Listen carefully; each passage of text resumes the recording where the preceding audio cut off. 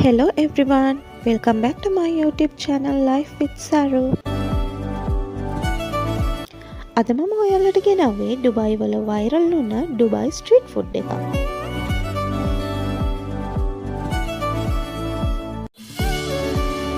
අපි එහෙනම් මේ වීඩියෝ එකෙන් කොහොමද මේ චිකන් එක හදාගන්නේ කියලා බලමුද? මේ චිකන් එක තමයි ඩුබායි වල වෛරල් වුණ ඉෆා චිකන් එක. මේක ඩුබායි වල විතරක් නෙවෙයි, කටාර්, සෞදි කියලා ගොඩාක් ප්‍රසිද්ධ රටවල් වල මේ චිකන් එක ගොඩක් වෛරල් වෙලා තියෙනවා. ලංකාවේ ප්‍රථම වතාවට ඉෆා චිකන් සිංහලෙන් ගන්නේ Life with Saru.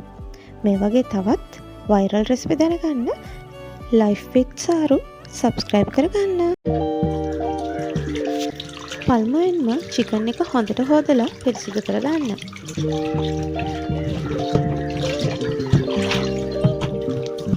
චිකන් ටික වතුර නැතුව පෙරා ගන්න. චිකන් එකේ කකුල් කැලි වල මේ වගේ පොඩි කැපුම් ටිකක් දාගන්න. එතකොට තමයි අපි මැරිනේට් කරද්දී ඒ චිකන් ඇතුළට ස්පයිසස් ටික උරා ගන්න ලේසි වෙන්නේ.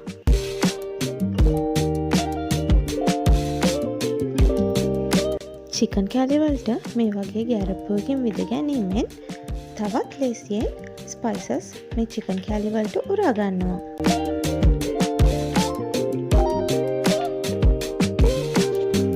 අපි ගාව තියෙන හැම චිකන් කැල්ලක්ම අපි මේ ආකාරයට ගැරප්පුවකින් විදගමු. මගේ channel එක subscribe කරලා නැති කට්ටිය මේ වෙලාවේ subscribe කරන්න අමතක කරන්න එපා.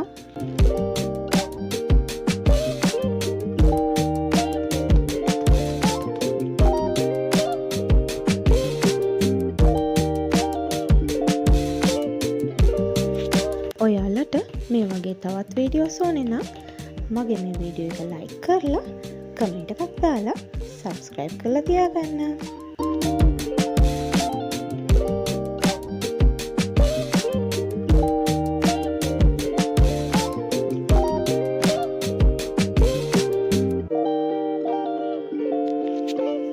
අපි දැන් මේ චිකන් කෑලි ටික හොඳින් විදලා අරගත්තා. අපි දැන් මැරිනේට් කරන්නේ කොහොමද කියලා බලමුද?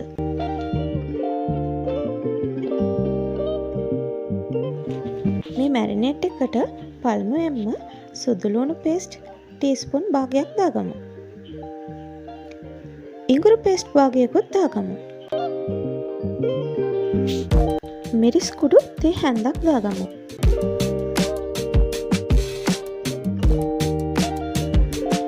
ගම්මිරිස් කුඩු තේ හැඳි භාගයක් දාගමු. කහ කුඩු තේ හැඳි භාගයයි.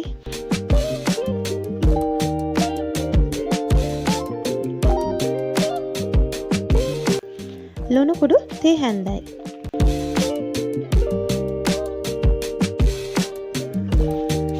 මුදෝපු මීකිරි හරි යෝගට් හරි හැඳි එකහමාරක් දෙකක් විතර දාගන්න. දෙහි යුෂ තේ හැන්දක් පමණ දාගන්න. මග්ගාව දැන් මේ මොහොතේ දෙහි ගෙඩියක් නැති හින්දා මම ලයිම් ජූස් එක තමයි යූස් කරන්නේ. ඔයාලට දෙහි හෝ ලයිම් ජූස් දෙකෙන් එකක් යූස් කරන්න පුළුවන්. කොත්තමල්ලි කුඩු මෙස හැන්දක් දාගන්න. සූදුරු කුඩු තේ හැඳි භාගයක් දාගන්න.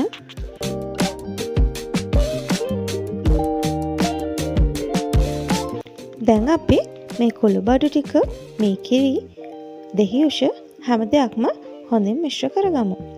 ඔයාලට අවශ්‍ය නම් මේ වෙලාවේ ලුණු, සැර අණුව ඔයාලට අවශ්‍ය වෙනත් ස්පයිසස් ඇඩ් කරගන්නත් පුළුවන්. මිරිස් කුඩු වගේ දේවල් ඔයාලට මදි වගේ දැනෙනවා නම් ඔයාලට මේ වෙලාවේ තව ටිකක් ඇඩ් කරගන්න පුළුවන්. මගේ ගෙදර චොටි බබාලා ඉන්න නිසා මම ගොඩාක් සැර දැම්මේ නැහැ.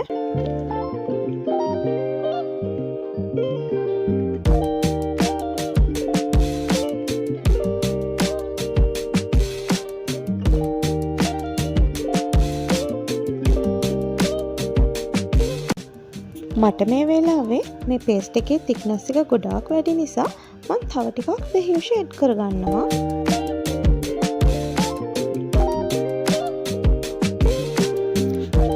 දැන් අපිට චිකන් එක මැරිනේට් කරන පේස්ට් එක ලෑස්ති. දැන් අපි එක එක චිකන් කෑලි මැරිනේට් කරගමු. අපි මේ පේස්ට් එක ටිකෙන් ටික අරන් හැම චිකන් කෑල්ලකම හොඳින් තවරගමු. අපි කපපු කැපුම් වල ඇතුලේ හැම තැනම හැම පැත්තකටම ගෑවෙන විදිහට අපි මේ පේස්ට් එක හොඳින්ම තවරගමු.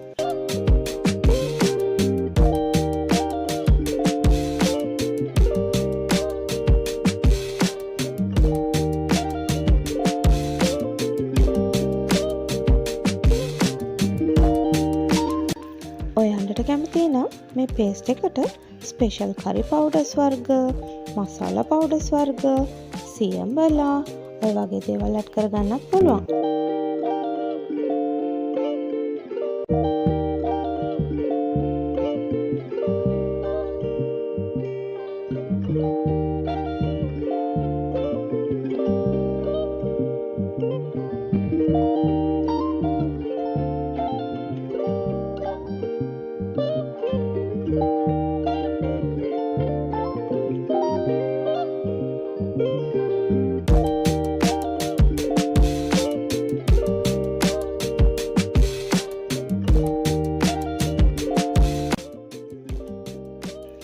මම චිකන් ටික මැරිනේට් කරගත්තා. මේ මැරිනේට් කරගත්ත චිකන් ටික පැය භාගයක් විතර රෙස්ට් එකේ තියන්න ඕන.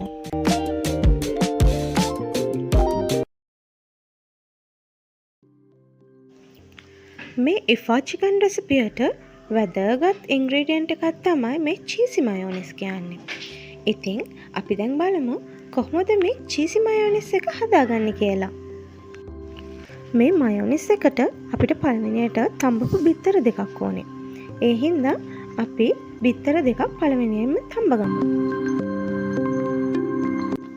මේ තඹපු බිත්තර වල පොතිවත් කරලා අරන් තියාගමු.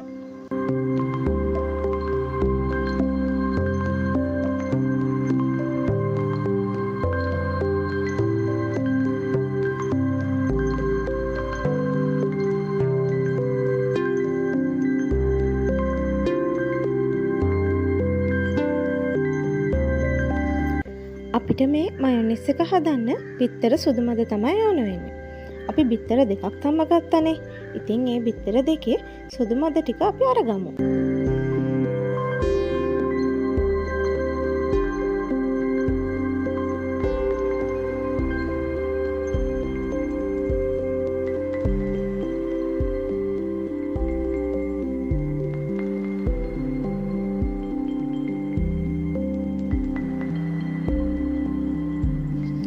මම දැන් මගේ බ්ලෙන්ඩර් කප් එකට මම කඩලා අරගත්ත සුදු මද දෙක දාගන්නවා.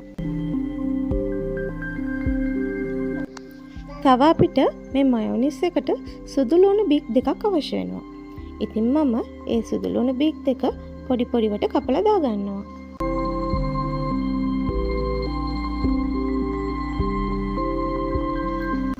ලුණු කුඩු තේ හැඳි භාගයක් දාගන්න. සීනි තේ හැඳි භාගයකුත් දාන්න.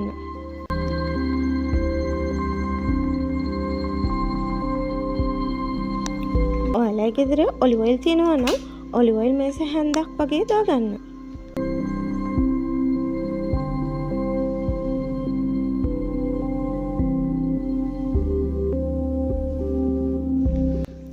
කිරි තේ හැඳි දෙකක් දාගන්න. මේකට ඔයාලට ෆ්‍රෙෂ් මිල්ක් ගන්නත් පුළුවන්. නැත්තම් කිරි පිටි වලින් හදා ගන්නත් පුළුවන්.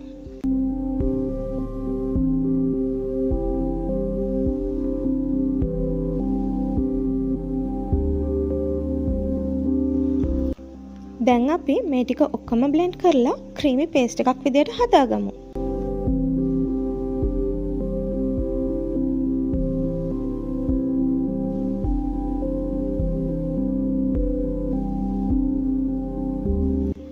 මම දැන් මේ මයොනයිස් එක හදාගත්තා. මේ මයොනයිස් එක මේ චිකන් එකට විතරක් නෙවෙයි. ඔයාලට ගෙදර මේ විදියට මයොනයිස් හදලා ස්ටෝර් කරලා කන්නත් පුළුවන්. පාන් වලට වෙනත් ඕනම දෙයකට මේ මයොනයිස් එක යූස් කරගන්න පුළුවන්. මේ මයොනයිස් එක මම ලෑස්ති කරගත්තා. ඒත් මට එක දෙයක් දාන්න අමතක වුණානේ.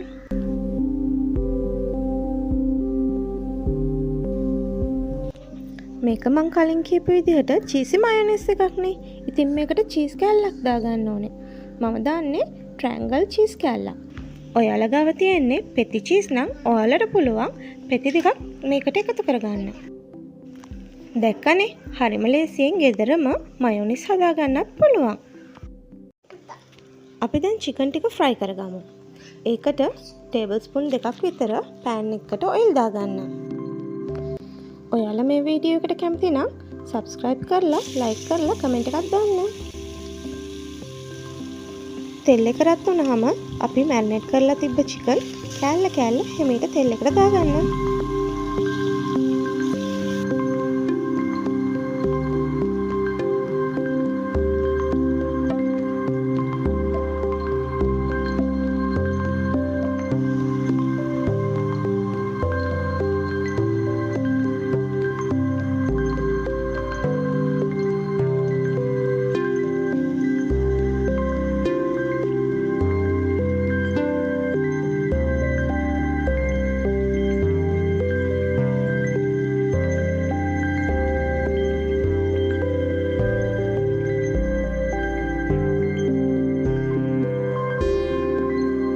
අපි මැරිනේට් කරගත්ත චිකන් ටික තෙල් එකට දාලා මුඩියකින් වහගන්න ඕනේ. චිකන් කෑලි ටිකේ ඇතුළත තැම්බෙන්න ඕනේ. ඉතින් ඇතුළත තැම්බෙන්නයි ඒක හොඳට ෆ්‍රයි වෙන්නයි අපි මුඩියකින් වහගමු. චිකන් එක ගෝල්ඩන් ක්‍රිස්පි වුණාම අපි අනිත් පැත්ත හරවලා දාගමු.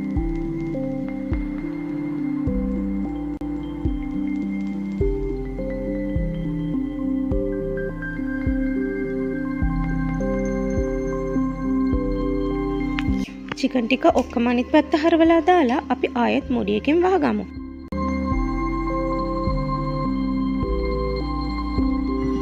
අපේ චිකන් ටික දැන් නම් ගානටම ෆ්‍රයි වෙලා තියෙන්නේ. අපි දැන් අපේ ඉෆා චිකන් එකේ ෆයිනල් ස්ටෙප් එකට ආවා. අපි කලින් හදලා තියාගත්ත චීසි මයොනයිස් ටික මේ ෆ්‍රයිඩ් චිකන් එක උඩින් අපි දැන් දාගන්න ඕනේ.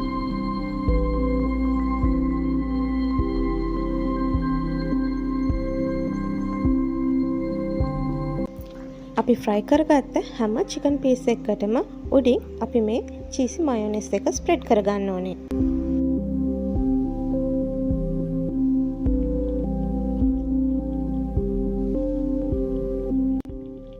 කටට කෙලවුණන මේ ඉෆා චිකන් එක ලොකු පොඩි සැමගේ ෆේවරිට් ඩිෂ් එකක් වේවි.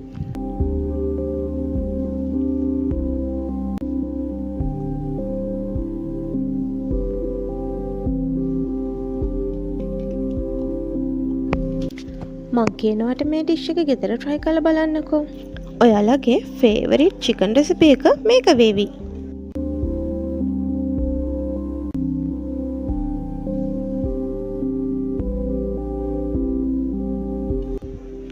ගෙදර අය වෙනුවෙන් හෝ අමුත්තන් වෙනුවෙන් ඔයාලා මේ රෙසිපි එක හැදුවොත් ඔයාලගේ මේසේ තියෙන රසවත්ම මේ රෙසිපිය වේවි.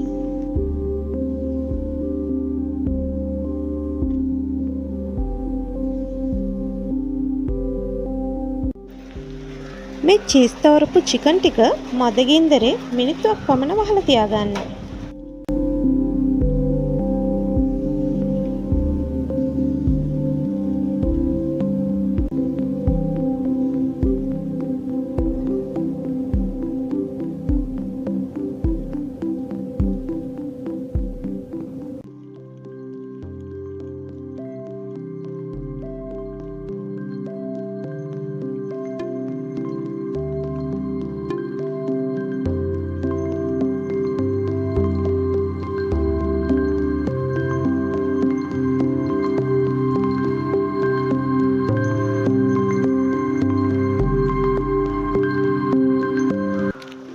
ඔන්න දැන් අපේ ඉෆා චිකන් එක ලෑස්ති.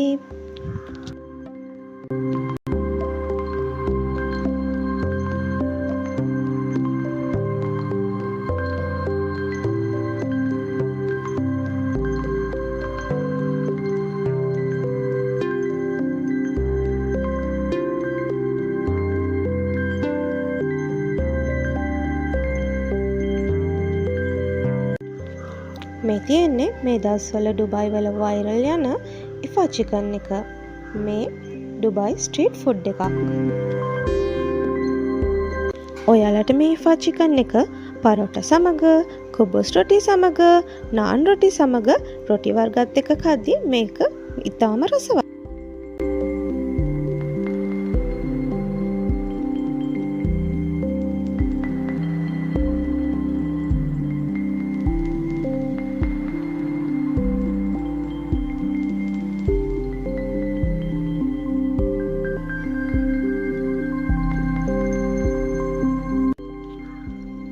මේ වගේ විවිධ රටවල් වල වෛරල් වන රෙසිපීස් සහ ස්ට්‍රීට් ෆුඩ් රෙසිපීස් වලට Life with Saru subscribe කරලා තියාගන්න.